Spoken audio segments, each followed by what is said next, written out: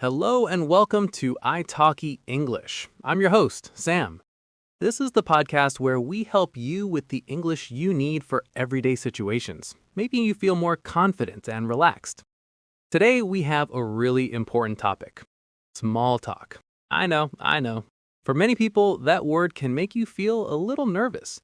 But don't worry, we're going to break it down and give you some simple, easy phrases you can use right away. And I'm not alone today. I'm joined by the wonderful Chloe, an English teacher and a true expert in friendly conversation. Welcome, Chloe. Hi, Sam. It's so great to be here. And hello to all the listeners.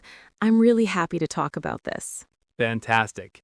So, Chloe, in your experience, why do people find small talk so difficult? That's a great question. I think people worry they won't have anything interesting to say, or they'll make a mistake. But the secret to small talk is that it isn't about saying something amazing. It's just about making a connection. Right. It's about being friendly, not clever. So where do we start? What's a good way to begin a conversation with someone you don't know? Well, a really simple way is to talk about the shared situation you are in. Let's say you're at a conference or a workshop. You can turn to the person next to you and say something like, "Hi, have you been to one of these events before?" That's a good one. It's simple and it's relevant. What if you're somewhere more casual, like a friend's barbecue? You could comment on the food.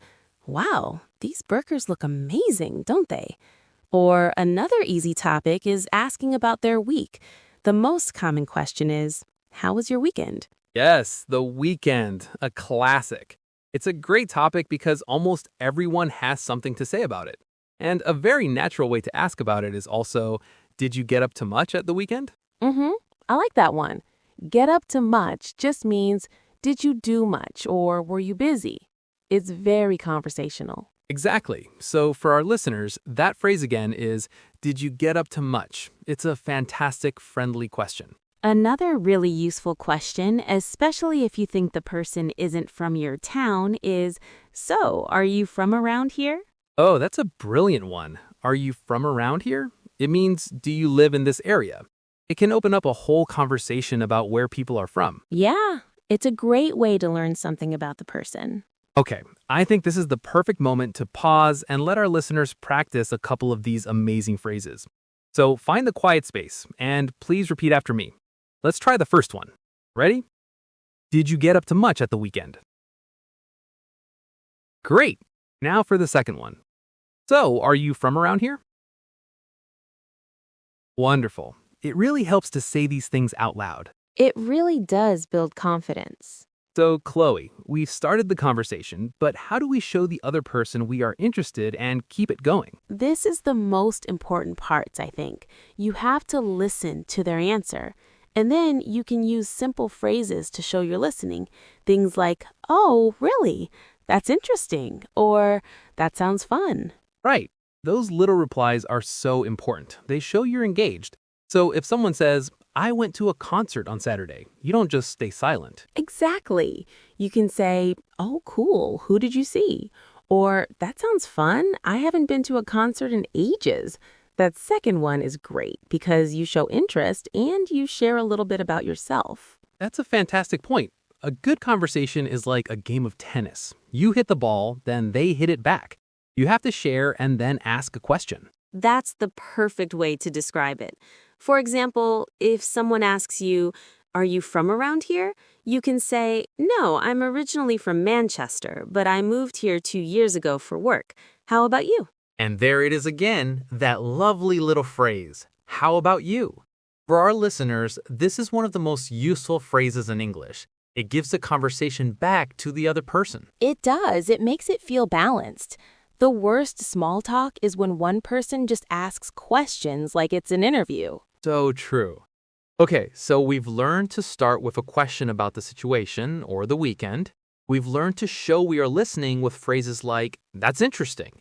And we've learned to keep it balanced by sharing and asking, "How about you?" What about ending the conversation? The graceful exit. It can feel awkward, but it doesn't have to be. All you need is a polite closing phrase.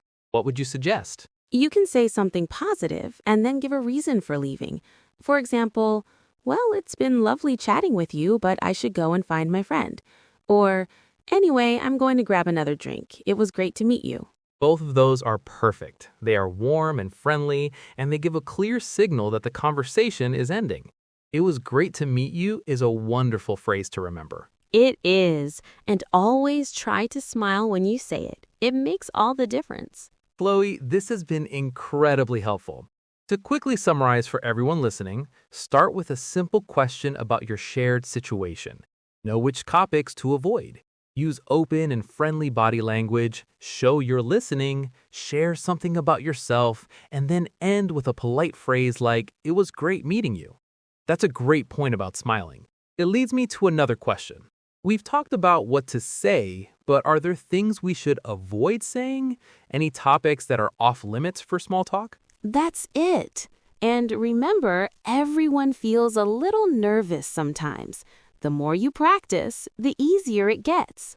Absolutely, Sam. Knowing what to avoid is just as important as knowing what to say.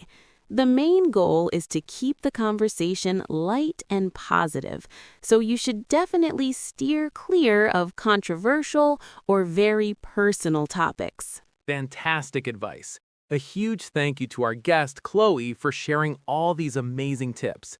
So things like politics or strong personal opinions are best avoided. Thanks for having me, Sam. It was so much fun. Precisely. I would also add topics like how much money someone earns, relationship problems, or any serious health issues. Complaining in general can also bring the mood down. Stick to neutral, happy subjects. And to all of you listening, your homework this week is to try just one of these phrases. That's all. Be brave, be friendly, and you will be amazing. Thanks for tuning in to English for Real Life. Until next time, happy chatting.